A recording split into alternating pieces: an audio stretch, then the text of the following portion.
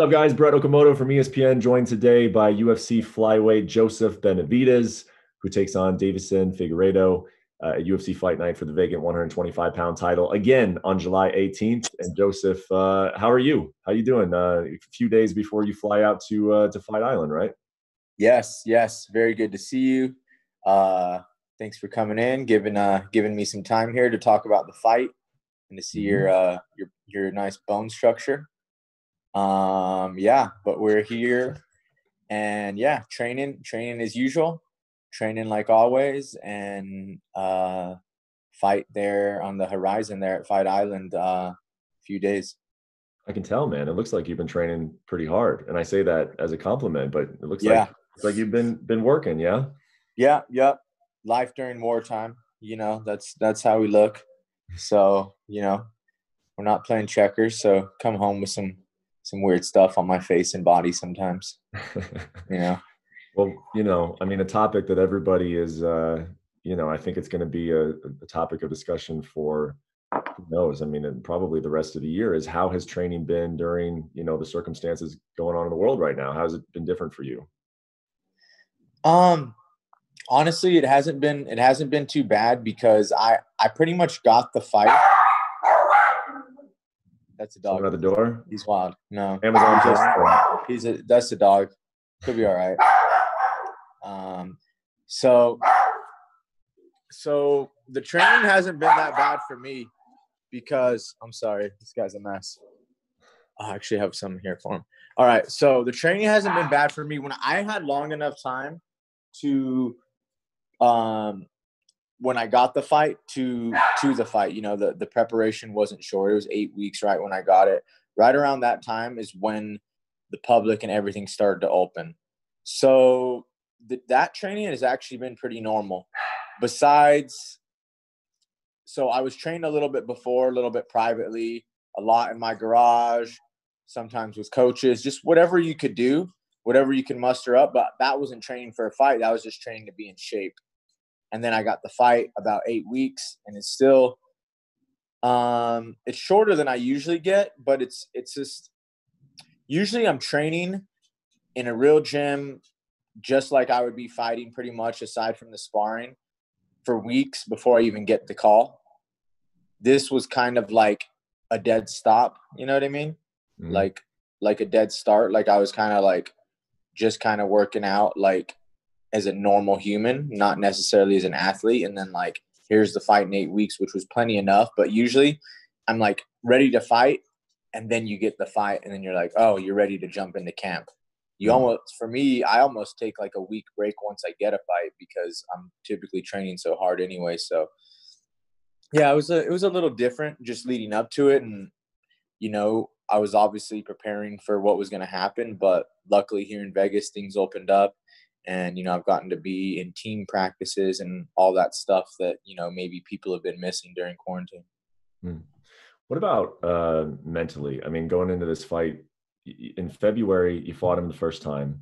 And, I talked to you before that fight and I was in Virginia. So I saw the whole thing go down. And I know that you were just very confident that, you were going to win the world championship. You were going to leave a world champion. And then, a lot of weird things happened that week and the fight ended, in sort of a controversial way. And now you're doing it again.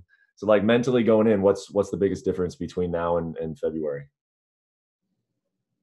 It's really weird because the mental side was so good last time, as far as just, the confidence and the belief and all that stuff you have going into a fight that you need to have. And it's one of those things, like, I'm not a big, like, meant to be guy, but I was starting to be like, oh, wow, that's what it feels like. Like, everything feels really good. Like, everything is just, I'm hearing this song, I'm seeing this, that. Everything felt really good, but this sport is different. It's not like a race, where you're going to run that time because you were feeling that, it's just some weird things can happen. And they definitely did. So, a lot before that, when I say like I wasn't a meant to be guy, is like I've almost been like jaded in the sport where it's like I don't believe in anything. Like I just believe like I can feel as good as I want and the guy can feel as bad as he wants. The guy can be a villain. He can miss weight. He still has a chance, and you just have to do everything you can to feel good. So it was honestly really hard mentally when I came, like, I knew about the rematch pretty much right away. You know, I was getting stitched on the table, and my manager's like, don't worry, it's not over. Like, obviously the ending was terrible. The guy didn't miss weight and, you know, all that. It wasn't fair. And they know that. Just heal up. Don't worry about it right now. So I kind of knew that was on the horizon. And it was just tough, man. It makes you just not believe in anything. Like, when you do every single thing you can do right, and then there's still some way to mess it up and something weird to happen, it's really hard. Like, it's almost easier when you prepare the best you can and you get, like, really beat by a guy. Like, almost, you at least know, like, hey, like, that's all I could have done. So that one was really hard. It made me just, I don't know, like I said, just not really believe in anything. It was that part was really hard. But at the same time, I'm like, all right, all the things that I went into, all the positivity I was thinking is like, I did win the first round on every judge's scorecard. You don't stop thinking that way. You know what I mean? But you always got to know. And I always did know, like, hey, nothing's guaranteed in this sport. I guess the biggest difference moving in now, though, that's just like mental, I guess, feelings. But like, moving into the fight, I feel like I'm not as excited as I would be for a title fight. And the reason being is, like, all my excitement went into the fight, and I feel like this is almost like an extension of it. Like, I did all this. I had the video crew covering me. This was a perfect, like, third time's a charm. I came back from my ACL. Like, that fight was perfect. Yeah. It was, like, perfect. You know what I mean? Everything was perfect. Like, my camp, my weight cut, just the story part of it, like, everything was perfect. And not that it was a negative energy at all, but that has a certain amount of energy that you just use, like, talking about it and doing it, and a video crew following you. This one, being with quarantine and the way it is, just a rematch, kind of low key, it's felt great. Like, all I do is concentrate on the fighting, and that energy, that one part of the energy that goes in with promoting a fight is kind of gone for this fight. And it feels real pure. Like, you know, like, back in the day when guys used to fight, they didn't have a Twitter or an Instagram or a video crew following them. They just, like, knew they were going to train here, and they had to get there and meet the guy that day. So it feels pure in a way. But yeah, it's just funny when people are like, are you excited to fight again? I'm like, I already was excited to fight. I'm doing it again. It's like Groundhog Day, you know? It's like Groundhog Day for me. Like, I keep doing the same thing until I get it right eventually. Then I can move out of it. And that's kind of how I feel about it. So I'm just like, no, I'm just trying to get this right. Like, honestly, last time was better. I felt better last time, physically, mentally, everything. That doesn't mean anything. But, like, yeah, last time was the time for me to win. This time, I honestly, when I do win, I'll just be like, this should have happened last time. Why'd I have to go through all that heartbreak and hard stuff when I could have just done this last time? Like, that's kind of how it feels.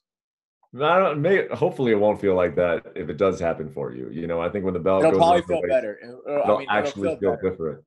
Yes. But it is interesting, and it's bizarre to hear you say it, because your journey to a UFC championship, if you do win one on July 18th, has been very long. It's been difficult. It's been ups and downs. You know, it's been losing in your hometown, Sacramento, and having a long trip back and ACL and all that. And if you finally win a UFC championship and there's no crowd there, you know, it's in Abu Dhabi. I mean, it is never in a million years what you ever would have drawn up as a UFC championship moment. No, it's funny. And yeah, I mean, I think it will feel a little better. But yeah, that's the other thing. Like, the crowd won't be there.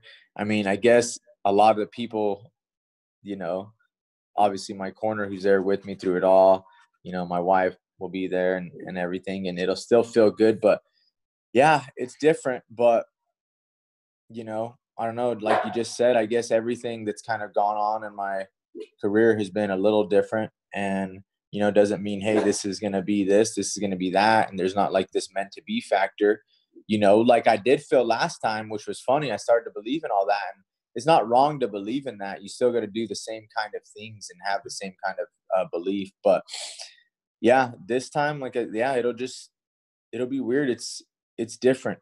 It's it's this crazy, like, I don't know, like it creeps up on you. And then, you hear someone ask you the question about it and like, oh shoot, this has been a long time. This has been a lifelong thing. And, it's crazy, and it can go one way or the other. And you don't really, think about it all that much until you get there. So it's different. The Fight Island part of it, like the no crowd part, it's going to be, I'm excited. It's almost something I just can't wait to look back on. And I can hardly even digest it, talking about it, like moving forward, because I don't know what to expect. Yeah. Yeah. Has it been, and you've kind of, you kind of have addressed this, but it's just listening to you talk about what the mentality is like. Has it been a difficult camp then, from the sense of, if you feel like I did everything correct on the last one, and then, what happened. Like, is it hard to get into a camp and like put all of yourself into it and go through the hard workouts and be like, well, I did this last time and it didn't go my way. Like, is it hard to repeat that and still put your entire 100% investment into it? Um, a camp's always hard. I mean, day in and day out. I mean, now I've been doing it, for 15 years, and every time I put my all in it. And I think that's the thing is, that's why fighting's great and it hurts so much, but like it feels so good is because it's something you put your all into. And that's really the only way to do it for me. And that's something I take pride in, never taking any shortcuts, always, ready to face a challenge, not run from it, you know, and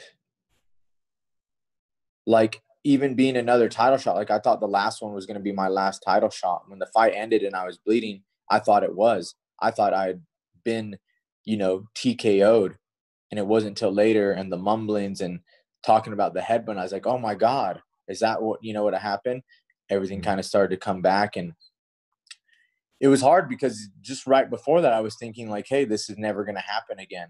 And then all of a sudden, hey, don't worry, it's happening again as I'm on the table. And yeah, man, it's hard putting all that in because like a lot goes into that title fight emotionally. And then, like I said, it's like I had to go through all this again. Like persevering is a fight. That's what a fight is. You face something, you persevere through it, you meet it head on. And it's like, it was really cool, and it was great. Like last time, for instance, oh, he persevered through this, between his last title fight, he did this.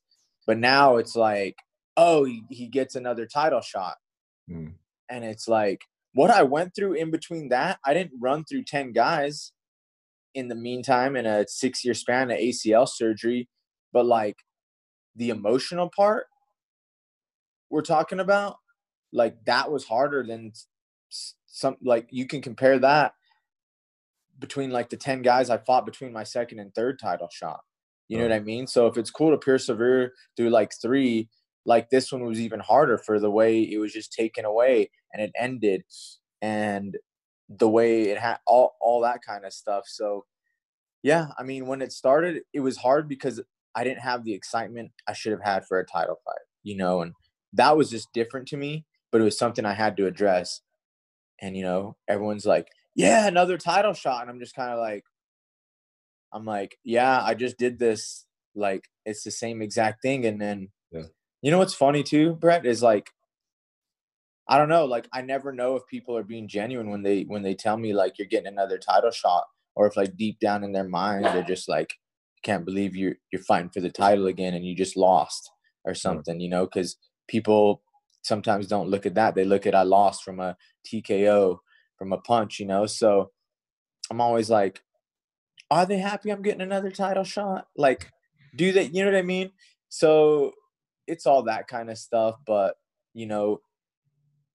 the reason you're here, the reason you're getting another title shot, the reason you've been to the top is because, you know, you don't let that stuff bother you, is because you do care. You do have a passion. You do all that kind of stuff. So, you know, that was just the most different part, is everyone else being excited. And I was just kind of like, let's get this over with. Like, why am I not excited for a title shot? It wasn't about loving the sport, because I love training and everything right when I get in there. But it was just like what I went through. Like it was hard, you know, and traumatic, especially going into quarantine. I was like, why'd I have to go through that? Like, that was kind of an uncalled for. That was like an unnecessary minor inconvenience, you know? So, yeah. Huh. Well, I mean, obviously, you mentioned the headbutt. The way you guys fight, and the first fight, I mean, it was nonstop action. I mean, the pace was incredibly high, and it was like not just a high pace, but it was heavy. It was heavy Yeah. exchanges the entire time, and the Yeah. headbutt clashing of heads was a problem. Is that avoidable? I mean, is there anything you can do to, or is there a good chance that the headbutts are going to happen again in this fight? Yeah, no, it was good. No, I'm glad you mentioned the fight too, because that was another thing. And when I'm talking about it, I'm just kind of like, another thing is, you know, like I said, you can't control this and that. And it's almost easier if a guy just beats you than like, oh, why did this happen? And you have no reason for the excuse. But like, I'm like, the fans were actually robbed of another really, really good 4 rounds or whatever we're in, because I Mhm. watched the first fight and I could hear the crowd there, and every punch was landing. We were throwing heavy. And yeah, I just know that was going to be an incredible fight, and it probably would have went down as fight of the night, you know, had we continued. Um.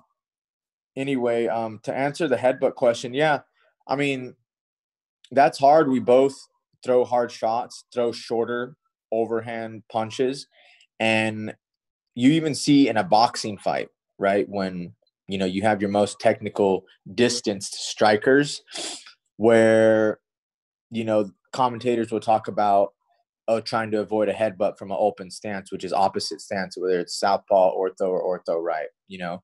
So you'll hear him even talk about that as like, oh, you know, the clash of heads is sometimes inevitable here when you're in the open stance. So with our style, our aggression, like a lot of it is aggression as well, and leading with your head, and the open stance and the shorter punches that we were both throwing. So yeah, I definitely think it's avoidable. Um, a fight is a fight. I mean, there's bones and, you know, stuff flying around that you kind of can't control. Obviously, which happened last fight. Like, no one meant to headbutt each other. We were just kind of fighting, and it happened. I mean, I think that's how most accidental blows happen. You know, whether it's a kick in the groin or an accidental headbutt. So yeah, I mean, we were getting into a brawl, and I mean, I guess from my side is like, hey, I was fighting the best, the fight that probably favored him the most, you know, bigger guy. I don't know. He probably weighed like 15 pounds heavier than me in there, from what I hear. And it's just like, I was probably fighting his best fight, going head to head with him, seeing who could land the harder shots. And that was going really good for me. Like, I was winning the first round. So yeah, I have a ton of different ways to fight, where I think that was his best way to fight. He still lost the first round, and like we said, I mean, he won by a tiny opening after a foul where he capitalized, which rarely happens. So yeah, I mean, I think there's a lot different ways for me to fight him, and that is kind of like a default mode that I can beat him in as well when push comes to shove. Do you think he makes weight? that that's something I try. I don't know. I mean, that's the glaring question, you know, especially with the way this is happening. Like, we have a weird schedule for quarantine where I'm not worried about making weight, but I know I have to take extra precautions to make sure it's okay. Like, we might not be able to work out like a few days when we get there, or Mhm. something like that. You know, our flight's going to be long. There's a lot of stuff that's going to go on that is going to affect that part of it. And last time the guy got 12 weeks to do it normally. So that's a glaring question. Me and my coaches have addressed it. We've addressed it with the UFC, where they put in another flyweight fight on the card with Pantoja and telling them to make weight. Just in case, which is smart. I don't want to be left in that position again, because my position is fight the guy every time, 100 out of 100. So I'm glad that it'll at least be another option if he doesn't. And that's really as far as I can look into it. I got to prepare for him, but it's hard too, because the chances are bigger. It's not like, yeah, there's like a small chance. Like, it's dang near 50-50 at this point. So you start putting all your energy into someone like Pantoja possibly stepping in. No, not all of it, but but that just goes with training and confidence and experience too. And just knowing, like, if I had to fight a new guy at any time, at anywhere, like, I believe in my skill against him, and, not put too much of that mental, stress we were talking about. So right now I'm looking forward to fighting Figueiredo, and, we adapt. That's what makes us, fighters in the long run. So, but yeah, I don't know. I mean, I think it's 50-50. Last thing for you, and it ties back to, this weird feeling of going back into the same training camp that you just came out of, Groundhog Day.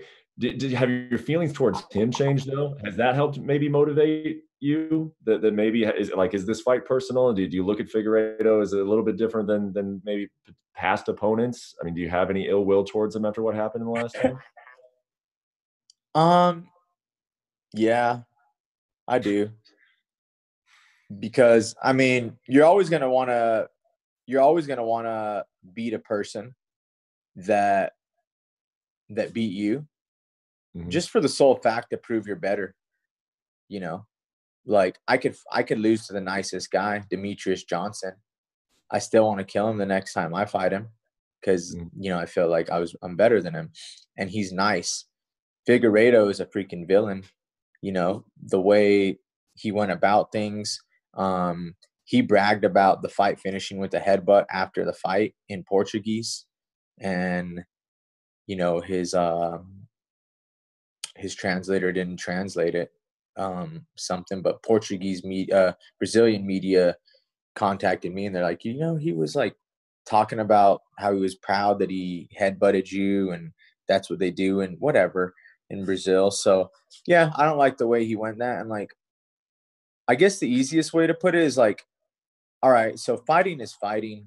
Like, it goes sometimes with hurting people or whatever. And, that's part of the game. You don't want to. You just know, like, hey, I might, I need to hurt this guy who's trying to hurt me. Like after what I felt after that fight and the way it went about, like, not necessarily in the most fair way, like, it just makes me actually want to hurt him. Like, when you talk about ill will or whatever. And I know it's like, yeah, that's not the illest of will, because we're fighting anyway. But like I just said, like, fighting is hurting people, but, like, it makes me want to hurt him. Like, I want you to hurt. I want you, to feel dizzy when you get up every day and not know if, like, your concussions are going to go away. And I want you to freaking cry and be embarrassed and, like, all that kind of stuff. So yeah, that is different. That is a different feeling towards this fight, where typically I don't, have that towards an opponent. I'm like, hey, if I win, I win. If I hurt him, obviously that's what we're training to do, like, to land, but for this one, that's the difference, I think. Yeah, Joe, great stuff, man. Thank you very much for sharing it, for giving us the time. Good luck with the rest of your camp and getting over to Fight Island. Best of luck in the fight. Thanks, Brett. Thank you for watching ESPN on YouTube. For live streaming sports and premium content, subscribe to ESPN+.